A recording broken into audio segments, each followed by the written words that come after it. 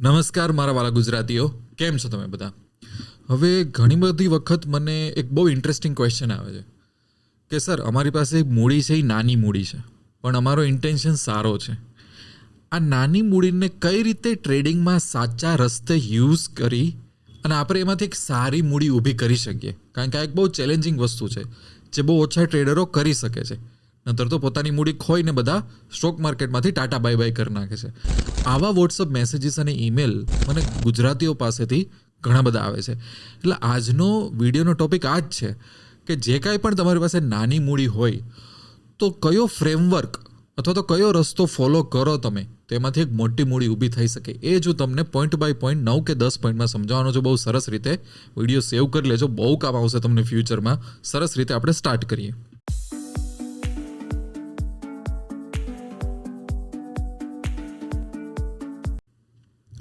દર વખતેની જેમ હું ભૂલી ન જાઉં એટલે મેં લેપટોપમાં 9-10 પોઈન્ટ લખી રાખ્યા છે. નતર વાતોમાં છું ને મેઇન પોઈન્ટ હું ભૂલી જાઉં છું. પછી શરૂઆત કરીએ. હવે જો નાની મૂડી એટલે શું હોઈ શકે? મૂડી 10,000 હોઈ શકે 15,000 હોઈ શકે 20,000 હોઈ શકે 30,000 એ નાની મૂડી એક બહુ એક સબ્જેક્ટિવ વસ્તુ છે, બરાબર?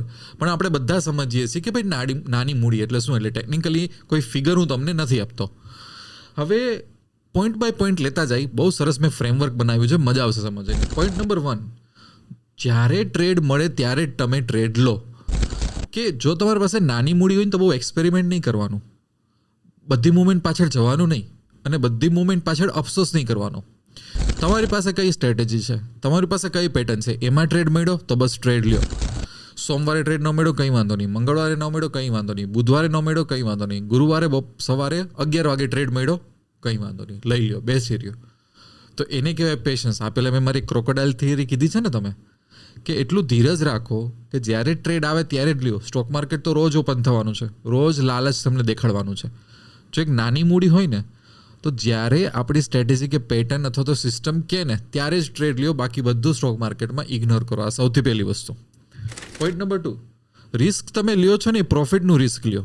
કે તમે 25-30 હજારથી ટ્રેડિંગ કરવાનું શરૂ કર્યું હતું, તમને અમુક પ્રોફિટ થયો, હવે તમારે થોડુંક રિસ્ક લેવું છે, અમુક ક્વોન્ટિટી વધારવી છે, થોડોક કંઈક રિસ્કી ટ્રેડ લેવો છે, કંઈક નવું એક્સપેરિમેન્ટ કરવું છે, તો એ પ્રોફિટ બેઝ ઉપર કરો, તમારી મેઇન કેપિટલ ઉપર ન કરો. ઘણી વખત આમાં જ લોકો થાપ ખાઈ જાય છે કે ભાઈ સારો એવો પ્રોફિટ થયો, 25,000ની મૂડી 40,000 સુધી પહોંચી ગઈ, હવે એવું રિસ્ક લઈ લેશે ને કે 40,000માંથી ડાયરેક્ટ 15,000 ઉપર આવી જશે. તો જે તમે રિસ્ક લ્યો છો ને તમે પ્રોફિટ ઉપર લ્યો, એટલે તમારી બેઝ કેપિટલને કાંઈ ન થાય. અને એમાંય પ્રોફિટના અમુક પર્સન્ટેજ ઉપર લ્યો કે ભાઈ પ્રોફિટ જે થયો છે એના 50% પ્રોફિટ હું રિસ્કી ટ્રેડમાં નાખીશ, બાકી નહીં નાખું. કેપિટલ પ્રિઝર્વેશન એટલે કે કેપિટલને પ્રોટેક્ટ કરવો એ તમારો પહેલો નિયમ હોવો જોઈએ, રાધર ધેન કેપિટલને વધારવાનો. જ્યારે તમે રિસ્ક લ્યો ત્યારે આ વસ્તુ યાદ રાખો, તો જ તમારી મૂડી ટકશે. પોઈન્ટ નંબર 3, સિમ્પલ સેટઅપ રાખો. દુનિયાભરના ઇન્ડિકેટર્સ, દુનિયાભરની મૂવિંગ એવરેજીસ, તમે ઘણા લોકોના ચાર્ટ જો ને એ એવું દર્શાવે છે કે મારું માઇન્ડ એટલું બધું કન્ફ્યુઝ છે કે હું 10 વસ્તુ મારા ચાર્ટ ઉપર નાખું ને ત્યારે મને ખબર પડે કે મારે આને બાય કરું કે સેલ કરું.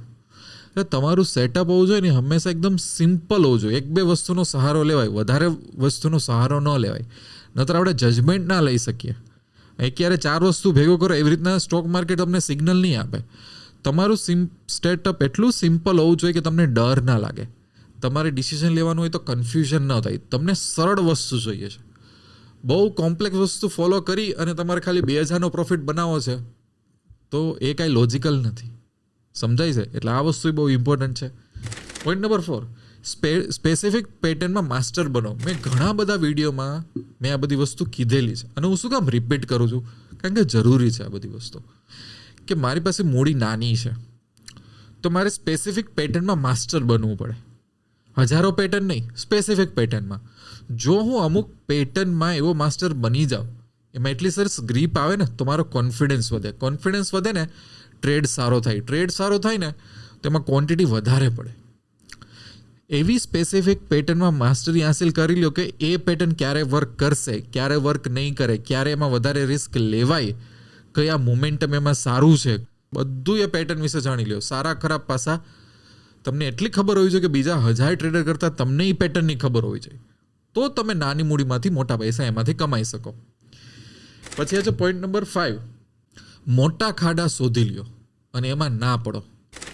કે મારી પાસે મૂડી નાની છે તો કયા સ્ટોક માર્કેટમાં મોટા ખાડા છે? આમાં તો આપણે પડવું જ નથી. જેમ કે એક એક્ઝામ્પલ આપું કે માની લો કે આજે હું જોઉં છું રિલાયન્સને SBIને, બરાબર છે. હવે ઓમ જોવા જઈએ ને તો આજે મને એવું લાગે છે કે મોટી મૂવ આપે છે, પણ શું મારી પાસે એની પેટર્ન છે? શું મારી પાસે એની સ્ટ્રેટેજી છે? નથી. તો ભલે ને રિલાયન્સ 200 રૂપિયા વધી જતો, મારે ટ્રેડ નથી લેવો, કારણ કે ગટ ફિલિંગ્સ ઉપર રેન્ડમલી મારે ટ્રેડ લેવાય નહીં. આજ વખતે વર્ક કરી ગયું, દર વખતે વર્ક નહીં કરે, એટલે એક મોટો ખાડો એ કહેવાય. બીજું કે જ્યારે આપણે ટ્રેડ લઈએ તો આપણી કેપિટલ પ્રમાણે આપણે રિસ્ક લેવાય કે રિલાયન્સમાં આપણે કેટલી ક્વોન્ટિટી લઈએ છીએ અને SBIમાં કેટલી ક્વોન્ટિટી લઈએ છીએ. આ બે વચ્ચે ફરક છે, કારણ કે બંનેનો પ્રાઇસ અલગ અલગ છે, બંનેમાં સ્ટોપ લોસનો રેન્જ અલગ અલગ આવી જશે. તો આપણે હંમેશા એ વિચારો કે દરેક ટ્રેડમાં આપણે કેટલા પર્સન્ટેજ રિસ્ક લઈએ છીએ. એટલે હું આજે SBIનો ટ્રેડ લઉં છું, જો મારો ટ્રેડ ખોટો પડે તો કેટલાનો લોસ હું પર ટ્રેડમાં સહન કરી શકીશ? એટલો બધો તો લોસ નથી ને કે આવા 5-6 લોસ થશે ને મારી મૂડી ગાયબ થઈ જશે. એટલે 1% of the capital, 2% of the capital, તો આ બધું છે ને તમને તમારી મૂડી બચાવીને રાખે. એટલે આ બધાને મોટા મોટા ખાડાઓ કહેવાય. આવા ખાડા અમુક શોધી લેવાના અને એમાં આપણે ક્યારેય પડવાનું નહીં. એટલે જો તમે મોટા ખાડામાંથી પડી ગયા તો નાના નાના સ્પીડ બ્રેકર અને ખાડામાંથી તો આરામથી તમે તરી જશો. પછી છે પોઈન્ટ નંબર 6, નોર્મલ રિટર્નથી ખુશ રહ્યો. આપણે કાંઈ ઓવર પરફોર્મ કરવું નથી, આપણે દુનિયાને કાંઈ બતાવવું નથી, આપણે આમાં એવોર્ડ મેળવવો નથી. નોર્મલ રિટર્ન એ મળે તોય સારામાં સારી વસ્તુ, કારણ કે એ નોર્મલમાંથી તમને બહુ મોટું રિટર્ન ક્યારે મળશે નહીં તમને નહીં ખબર હોય. સ્ટોક માર્કેટમાં જે લોકો આવે છે એમાં તકલીફ જ એ છે કે એ પહેલા જ દિવસ, પહેલા જ મહિનેથી બહુ મોટા મોટા રિટર્નની એક્સપેક્ટેશન રાખે અને પછી મૂડી ગુમાવી દે. અહીંયા એ બધું ઈગો છોડી દો. એક નોર્મલ સારું રિટર્ન મળતું હોય ને કે એમાં નેટ ટુ નેટ આપણે પ્રોફિટેબલ રહેતા હોય ને, બહુ સારામાં સારું. થોડા સમય એ જ વસ્તુ ફોલો કરો, એમાંથી જ મોટા રિટર્નનો તમને નુસ્ખો અને રસ્તો મળી જશે. ડાયરેક્ટ એબનોર્મલ એટલે મોટા મોટા સપના જોઈને આવોમાં, એમાં તમારી મૂડી ગાયબ થઈ જશે. આ વસ્તુ જેટલી સિમ્પલ લાગે છે ને એટલી સિરિયસ છે ફોલો કરવામાં. ચેક કરજો આ વસ્તુને. પછી પોઈન્ટ નંબર 60, પ્રાઇઝ એક્શનમાં માસ્ટર બનો. ભાવ ભગવાન છે. મેં હમણાં એક સિરીઝ ચાલુ કરી હતી, પાછા એના વિડીયો મૂકીશ, કે પ્રાઇઝ એક્શન જેવું દુનિયામાં કોઈ છે નહીં. પ્રાઇઝ એક્શન જેવું ઇન્ડિકેટર ક્યારેય બનવાનું નથી. જે બધી માર્કેટમાં હલચલ થાય છે 500 વસ્તુની, ફંડામેન્ટલ કે નોન ફંડામેન્ટલ, ટેકનિકલ કે નોન ટેકનિકલ, એ બધું તમને ભાવની પેટર્નમાં દેખાઈ જાય છે. તો ચાર્ટ રીડ કરવામાં, પ્રાઇઝ એક્શનમાં જેટલી માસ્ટરી હાસિલ કરશો એટલા તમારે પૈસા બનશે. આટલી મારી ગેરંટી. પ્રાઇઝ એક્શન એટલી બ્યુટીફુલ વસ્તુ છે, એના મેં અમુક ફ્રી વિડીયો મૂકેલા છે આપણી ચેનલમાં. આખો કોર્સ એ મૂકેલો છે, તમે ખાલી જોવો કે એમાં મેં બધું શું શીખવાડેલું છે. નાની મૂડીમાંથી મોટી મૂડી કરવી હોય ને તો પ્રાઇઝ એક્શનનો તમારે એક બ્રિજ ક્રોસ કરવો જ પડશે. એ પુલ છે તમારા માટે. પોઈન્ટ નંબર 8, પ્રોફિટેબલ અને લોસ મેકિંગ ટ્રેડર્સ બંનેને મળો. સ્ટોક માર્કેટમાં એવું છે કે જેણે પૈસા કમાઈ લીધા એની સાથે બેસો, શીખવા મળશે તમને.